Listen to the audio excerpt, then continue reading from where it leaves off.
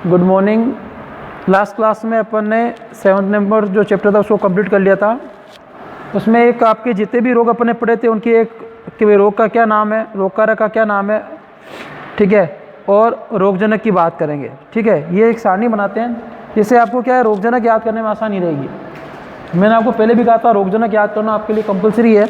ठीक है, आपको अच्छे से याद होनी चाहिए क्योंकि एक क्वेश्चन कम से कम रोगजनक आता ही आता है। बड़ा क्वेश्चन जो आएगा यदि बड़े क्वेश्चन में भी आपने रोगजनक लिख दिया तो आपको 1 नंबर मिल जाएगा, 3 नंबर का क्वेश्चन होगा। तो उसके लिए भी वो ईजी हो जाए इसलिए अपन क्या कर रहे हैं, सारणी बना रहे हैं जिसके माध्यम अपन, ठीक है, तो फसल से कौन से फसल में कौन सा रोग होता है उसकी बात करेंगे। तो सबसे पहले अपन बात करते हैं,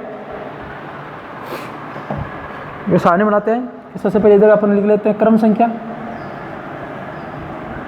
ठीक है, क्रम संख्या थोड़ा सा इधर ले लेते हैं।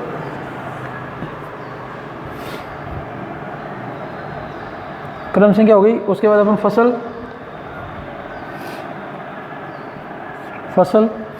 फिर अपन रोग, फसल में कौन सा रोग होता है रोग का नाम, फिर आपके रोग के बाद में अपन लिखेंगे रोग कारक। रोग कारक मतलब किसके द्वारा फैलता है, कवक, विषाणु, जीवाणु, ऐसे रोग कारक। और लास्ट अपना रहेगा रोगजनक।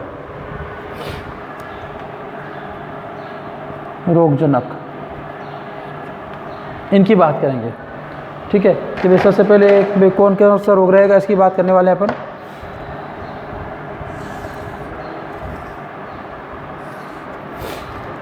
कि भाई इनके बारे में पढ़िए। सारणी आपके लिए बहुत महत्वपूर्ण रहेगी। इससे आपको क्या रोगजनक है बार बार पेज बोलने की जरूरत नहीं, एक साथ में मिल जाएंगे लिखे हुए और आपको अच्छे से याद ही हो जाएंगे।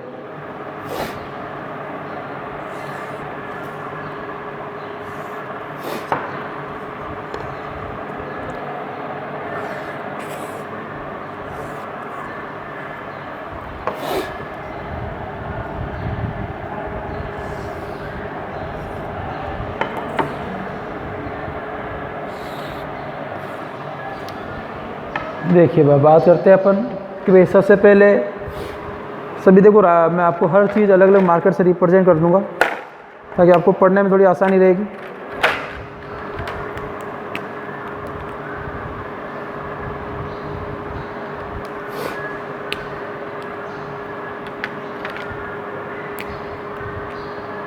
देखिए सबसे पहले अपन गेहूं के पढ़ेंगे। गेहूं के 4 रोग हैं। ठीक है, 1 नंबर डाल के लिखते हैं गेहूं का पहला रोग पढ़ेंगे अपन काला या स्तंभ रोली रोग। काला या स्तंभ रोली रोग सबके बारे में अपन डिटेल में पढ़ चुके हैं। अपन रोगजनक की बात करेंगे। भाई रोग कारक क्या है रोगजनक, तो ये किसके द्वारा फैलता है, कवक के द्वारा। उसके बाद में बात करें अपन इसके रोगजनक की बात करें तो इसका रोगजनक है पक्शिनिया ग्रेमिनस टिट्रिसाई। पक्शिनिया ग्रेमिनिस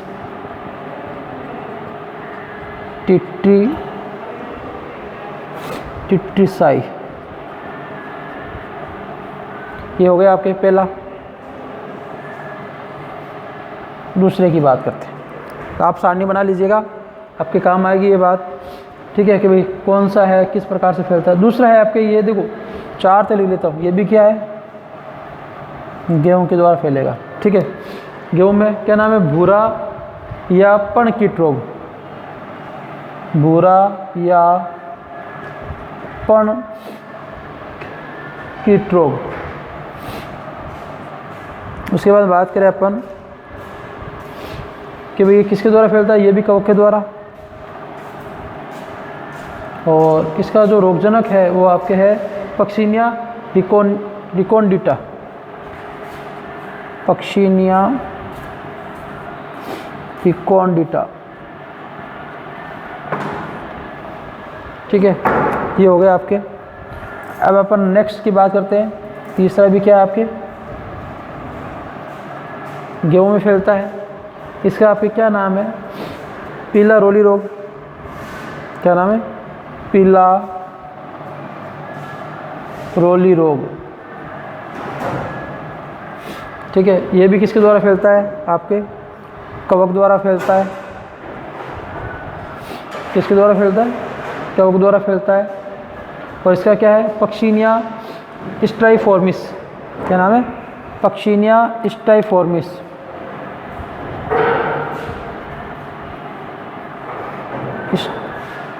स्ट्राइफॉर्मिस।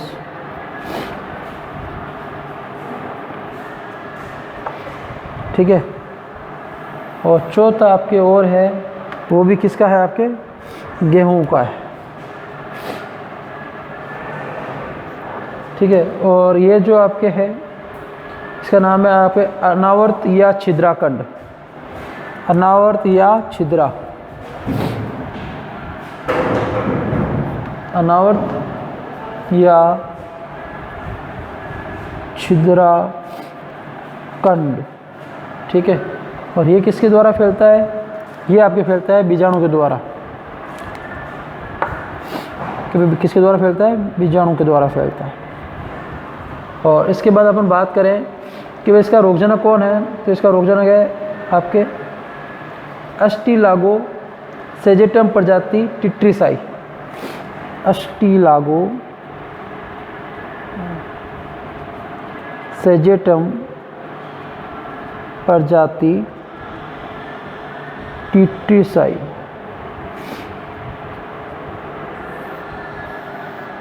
ठीक है।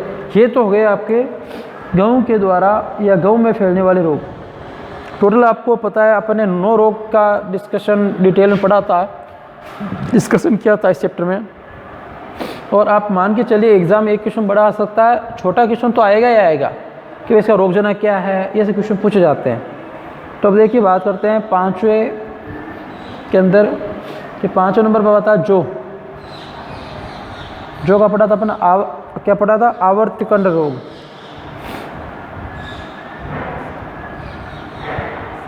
ठीक है, आवर्तकंड रोग। उसकी मैं बात करते हैं इसके किसके द्वारा फैलता है, ये भी किसके द्वारा फैलता है, आपके बीजाणु के द्वारा फैलता है।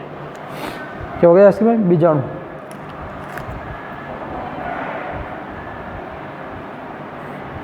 और इसका रोगजनक क्या है, इसकी बात करते हैं कि भाई जो का आवर्तकंड रोग, इसका ये है, इसका रोग आपके रोग कारक है अस्टिलागो होडेई।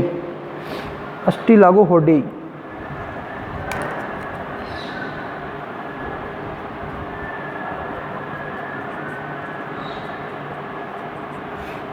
ठीक है। इसके आगे बात करते हैं कि भाई अस्टिलागो ये है क्या, कवक है। एक्चुअल में क्या बीजाणु द्वारा संक्रमण होता है, लेकिन होता है क्या है, कवक ही है। इसमें से लिख सकते हैं आप कवक। ये हो गया आपके 5 रोग, इनकी बात होगी कि भाई गेहूं में कौन सा रोग फैलता है। ठीक है। गेहूं का जो काला स्तंभ रोली रोग है, इसका क्या रोगजनक है, इसका क्या आपके, ठीक है, रोग कारक कवक है। ठीक है। तो आपको पता है ये सभी बीजाणु द्वारा फैलते हैं। सब लिख सकते हैं बीजाणु, यूरिडो बीजाणु, टीलियो बीजाणु, बेसिडियो बीजाणु, इश्यू बीजाणु, सब बीजाणु के बारे में पढ़ा था अपन। तो बीजाणु या कवक लिख सकते हैं, वो दिक्कत वाली बात है सब में। ठीक है। तो मुख्य रूप से क्या है, कवक के द्वारा ही फैलते हैं। ठीक है, ये जानकारी होगी। अब आगे वाले अपन जो है आगे की सारणी बनाते हैं, उससे पहले इसको रफ कर लेते हैं। तो आप ये सारणी साथ साथ में बनाते रहें ताकि आपकी ये क्या है, अपडेशन के लिए काम आएगी, अच्छे से याद हो जाएगा कि रोगजनक एक साथ याद हो गए, फिर आपके 50% टेंशन कम हो गई, बाकी में ज़्यादा इतनी तकलीफ नहीं आती है। क्योंकि जैसे प्रबंधन के पॉइंट लगभग काफ़ी चीज़ें सेम है, रसायन सेम है, तो बाकी और भी चीज़ें काफ़ी चीज़ें हद तक क्या है, सेम है। अब देखिए इसको रफ कर लेते हैं अपन अच्छे से, फिर अपन इसके आगे पढ़ते हैं, बाकी रोगजनकों की बात करते हैं।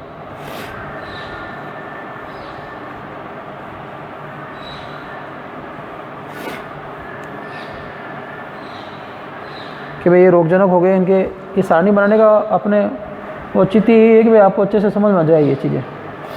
रोगजनक वाला आपको प्रोसेस पूरा समझ आ जाए, रोगजनक अच्छे से याद कर लें आप, कि रोगजनक का क्वेश्चन बनता ही बनता है। जैसे क्वेश्चन पूरा भी आता है, ऐसे पूछ सकते हैं शस्य प्रबंधन बताइए, इसके लक्षण बताइए इस रोग के, ऐसे क्वेश्चन भी बनते हैं।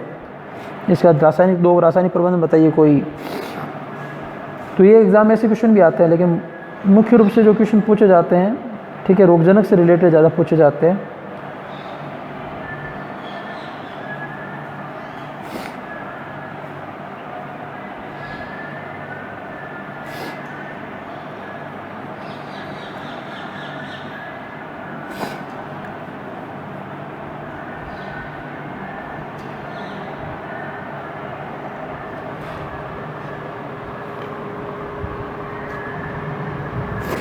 अब आगे बात करते हैं अपन 5 के बारे में हो गया था। 6ठे नंबर पर आता है सरसों।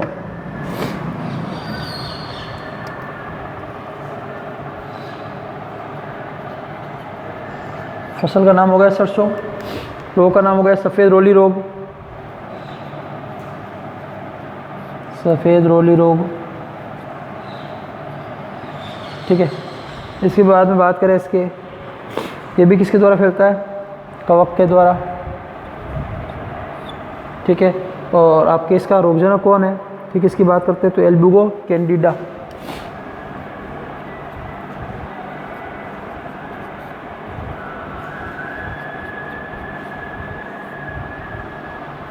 क्या हो गया, एल्बुगो कैंडिडा, ये इसका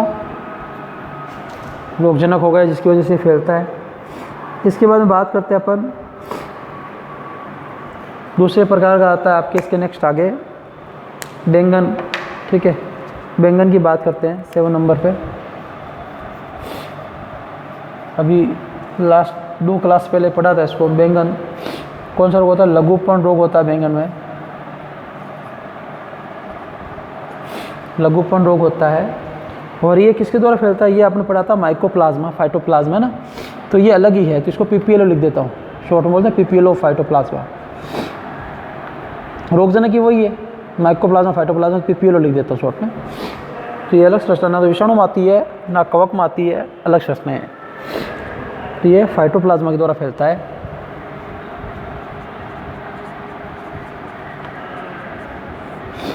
फाइटोप्लाज्मा के द्वारा फैलता है। इसके आगे बात करें अपन नेक्स्ट जीरा, 2 रोग है वो किसके, जीरे के ही हैं कि भाई जीरा जो है इसका क्या है अपन, मलानी रोग।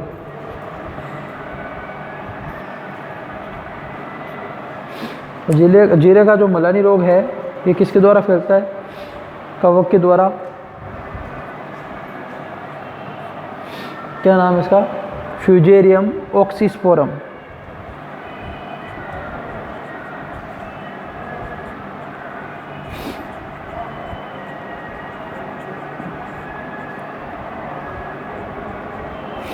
Fusarium oxysporum. इसके बाद अपन बात करते हैं लास्ट जीरा के, लास्ट रोग ये भी जीरे में होता है, इसे क्या कहते हैं, जीरे का छाछिया रोग कहते हैं। ये भी किसके द्वारा फैलता है, ये भी कवक के द्वारा फैलते हैं। और इसका वैज्ञानिक नाम क्या है, एरिसाइफी पोलिगोनी, एरिसाइफी पोलिगोनी। इस प्रकार से ये आपके सभी रोगों की अपने क्या बना ली, सारणी बना ली कि भाई कौन सा रोग है वो किसके द्वारा फैलता है, ठीक है, इसकी क्या विशेषता है, ये अपने जानकारी ले ली। फिर इस रोग का, ये जितने भी रोग पड़े अपने सबके नाम लिख लिए, फसल रोग, रोग कारक, रोग। तो आपने एक चीज़ नोट की कि सभी रोग कारक है ना, सभी कवक है, सिर्फ इस बैंगन को छोड़कर। तो ये पॉइंट तो आपको याद हो ही गया। फिर बैंगन को छोड़कर, बैंगन क्या पीपीएलओ फाइटोप्लाज्मा अलग ही संरचना है, आपने 11 में पढ़ा है तो आपको अच्छे से समझ आ जाएगा, वो दिक्कत नहीं है कि भाई फाइटोप्लाज्मा या माइकोप्लाज्मा कहा जाता है, माइकोप्लाज्मा को फाइटोप्लाज्मा कहते हैं। 5th नंबर चैप्टर में थोड़ा और इसका डिस्क्रिप्शन आएगा, उसमें और पढ़ेंगे तो ये चीज़ आपको और क्लियर हो जाएगी, ठीक है। ये सभी रोग आपको ये सारणी अच्छे से याद होनी चाहिए, ठीक है। और आप इस कोशिश करेंगे इसको अच्छे से सारणी को याद कर लें, ताकि आपको इससे रिलेटेड जो समस्या है वो दूर हो जाए, ताकि आप बाकी जो है टॉपिक, सभी टॉपिक में से ही करेंगे। जैसे अपने 8 नंबर टॉपिक में नहीं बनाई थी मैंने आपको सारणी, रीज़न क्या रहा, उसमें 3 रोग ही थे, ठीक है। तो मैं सोचा 3 तो आपको याद हो ही जाएंगे सिंपल से अच्छे से, 3 की क्या।